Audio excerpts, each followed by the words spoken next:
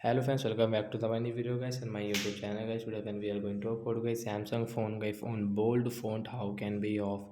Friends, you don't like your bold font, friends, you want to off it, so how can be off with this bold font. Today friends, I will show you, I will tell you guys.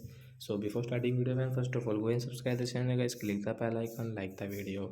So friends, open your phone setting guys. After on phone sorting guys, we will on my phone search bar and guys we will search a phone bold font. So guys we will search a bold font.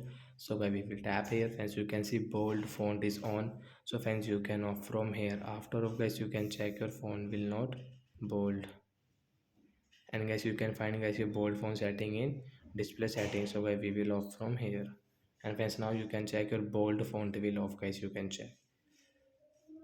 So like that guys, you can off catch your Samsung phone guys phone bold font. So bye guys, thanks for watching the video.